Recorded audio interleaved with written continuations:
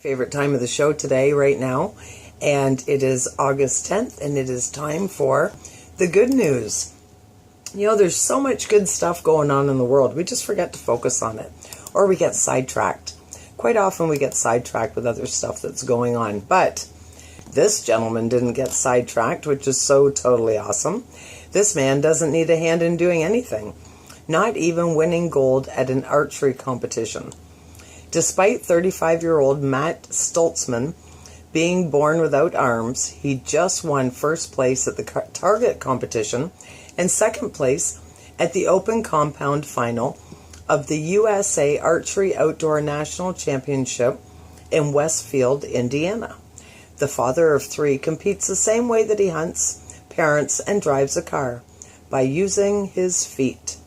Stutzman, who first started doing archery in 2009, hopes that his victory will put him on the map for joining the U.S. Archery World Cup team. This is not Stutzman's first athletic achievement either. In 2012, the Paralympian won silver at the London Games. He now uses his triumphs to inspire others into pursuing their own dreams. If a guy without arms can get a bow and sit down and compete with the best in the world at a sport with them using their arms, what's your excuse? Stutzman told Fox 59. Why aren't you doing what you want to do? Get off the couch and get it done. Is that a powerful message or what? You know, when you're feeling woe is me, think about this guy. Think about the hurdles that he's accomplished. Wow. Very, very impressive. Next story is, another great human being stepping up to the plate. Easy for me to say, right? If it had not been for the quick thinking of this Uber driver, a simple Monday night drive could have ended in tragedy. 41-year-old Chris Farley, not the one that you're thinking of, was called to pick up a young male passenger from his house in Gulfport, Florida, around 8 p.m. While they were driving, the passenger told Farley that he had recently been diagnosed with brain cancer. I told him about my mother's passing from cancer, and we continued to talk about the disease for a few minutes, says Farley. I asked him if he was in school, and he told me all about what he wanted to be. Then Farley noticed something strange about the passenger's destination. I noticed that the destination for this passenger was dead smack in the center of the Skyway Bridge. The Sunshine Skyway Bridge is a notorious spot for people committing suicide in Tampa Bay, as the bridge is over 200 feet high. So I asked him where he was going. He gave me the weirdest story that was not even close to being believable. He gave me the weirdest story that was not even close to anybody taking seriously. He said that the ambulance wouldn't take him all the way to Tampa, and that his doctor told him to get to the top of the Skyway Bridge, pull over where the phones are, and call the Florida Highway Patrol, and they would send an ambulance for him to bring him to his doctor. Suspicious of his passenger's motives, Farley asked the man to repeat his story to the bridge's toll booth attendant and her supervisor. I made eye signals to her that something was up with my passenger. She said an ambulance can't pick him up from the bridge, but he could make a call from the rest area to have the FHP come get him. I took him to the Skyway rest area and talked with him, and he assured me that he wasn't going to jump. I could tell he was lying. Farley then prayed with the passenger and asked if he could take a picture with him so he could remember his face for prayer later. In reality, the driver only wanted a picture of the man so he could send it to law enforcement officials. Once the man got out of his car, he dialed 911, explained the situation, and emailed them a photo of the passenger. Police then arrived on the scene and found the man near a pier on the water. While the man tried to evade police by swimming into the water and drowning himself, they were able to pull him out, conduct CPR, and take him to the hospital for treatment. Farley reportedly plans on visiting him in the hospital later this week. God put that man in my car tonight for a reason, says Farley. I'm just glad he is still alive. Good thing he was paying attention. That's the thing, right? We get caught up in our day-to-day, and we don't acknowledge or pay attention what's going on with other people. And it's about time that we got tapped in a little bit to what's going on with others. And on that note, that takes me to my last story. This is pretty cool. Every good deed should be applauded, but some people simply don't want the attention that comes with the spotlight, especially when social media can now take away someone's privacy overnight. That's why this group of adults has created an anonymous society dedicated to helping the youth of their struggling hometown.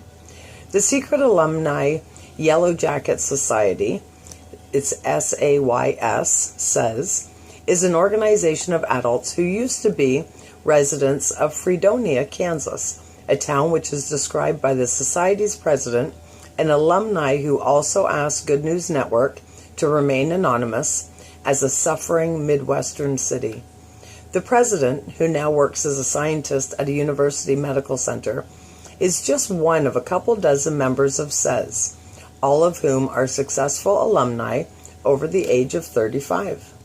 Most of our members are pretty successful and now are at a point in their life that they want to give back, but don't want any public recognition, she told Good News Network. This is why we will never release our full membership roster. These folks don't need to impress anyone. We don't need the recognition, and we don't want any thank yous.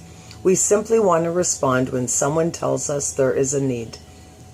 By coordinating alongside a few teachers, counselors, and the Fredonia Unified School District Superintendent Brian Smith says helps to finance whatever academic and recreational resources the teachers and students may need in the struggling Midwestern town. It could mean that we purchase sports shoes for kids who want to try out for sports, or teaching aids for teachers, or software that the school district can't afford. We have a few members on the private Facebook page who will never address the community, but they want to see what we are doing, and if they see a project that they feel strongly about, they will send me a private message and tell me that they will donate. Because the society is not a nonprofit organization, it is unclear how much money SES has donated to their hometown school system. But the president knows that they have donated at least $65,000 since they first formed in January. 4 SES members spent over $42,000 alone on a clothes closet that now provides free clothes, shoes, toiletries, and other school supplies to the students. The society wanted the room to be a cool place, well organized and decorated like a store. And more importantly, the members wanted to give the kids that needed items to be able to go and get what they needed confidentially, explained the president. Other projects have included buying cameras for the school's journalism class, an early learning center for pre-K students, a Special Olympics tournament, a prom dress giveaway, teaching aids for special needs children, and other smaller, more secretive projects that benefit individual students. How fantastic is that? While one of the society's key tenets is secrecy, not everyone from Fredonia can respect their privacy. The SES president first approached the Good News Network after she says that she was rejected for a story by the editor of their local news outlet. We have approached the local paper and they refuse to publish a story about some of the things we have done to help teachers and students reach their full potential, the alumni told Good News Network. As editor, her response to why she will not publish is she needs the members' names because otherwise it would be fake news. But the society members refuse to be discouraged. They hope that by publishing the accomplishments of the organization, other schools and alumni will be inspired to create similar initiatives for their struggling hometowns.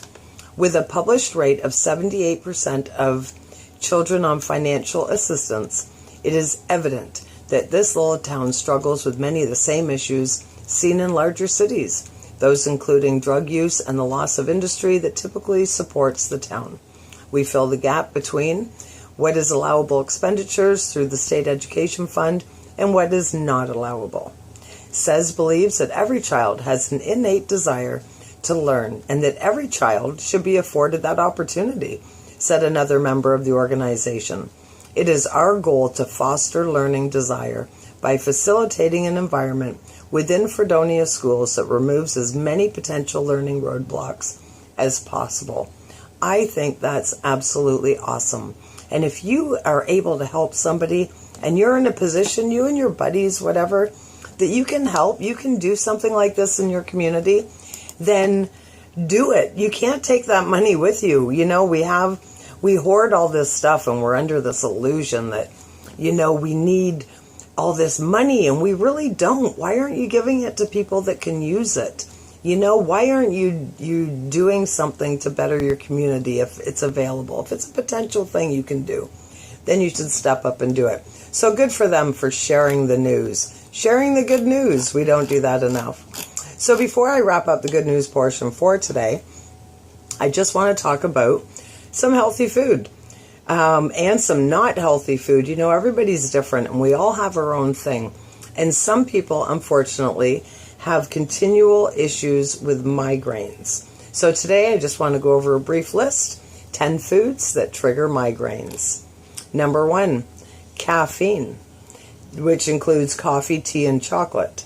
Number 2, artificial sweeteners. Many processed foods contain artificial sweeteners, and they're used as sugar alternatives, so read your labels. Number 3, alcohol. No explaining needed. Number 4, chocolate. Number 5, foods containing MSGs. MSGs is something that industrialized food manufacturers add to extend the lifespan of a food. Bagged salad is the first thing that comes to mind for me. So foods containing MSGs. Number 6, cured meats, which include deli meats, ham, hot dogs, sausages. They all contain preservatives that can give you migraines. Aged cheeses like feta, blue cheese, and Parmesan. Oh, see, I'm okay. I don't like any of those. Number 8, pickled and fermented foods. Include pickles, anything pickled, right, or fermented. Number 9, frozen foods. Number 10, salty foods. I know when you have a headache, don't eat anything, because this is a long, detailed list that covers a lot of stuff. So I would definitely suggest, if you suffer from migraines, take heed of all the things on this list, but start yourself a food journal. Start journaling what it is that you eat regularly, and then keep track of when you get a migraine and see if you can find a relation. I can also tell you too, you know, we went through a time for years when my partner got migraines all the time, and we moved into a house that had no carpeting. As soon as we moved into that house, no carpeting, no migraines, because you don't know what's in that carpeting. So if you can put yourself in an environment where it's hardwood floors, laminated floors, anything but carpeting, that could help as well. So, you know, there's massage therapy, you can take vitamin B2, magnesium, different things to help. So look for some natural help, right? Therapy, and see what you can do on that level, and maybe change your surroundings. Definitely do a food journal though. So that's your good news for today. I hope you enjoyed it, and we will be back to do good news again on Sunday night. Every show, the good news is coming. There's tons of it out there. You just have to open your eyes to it.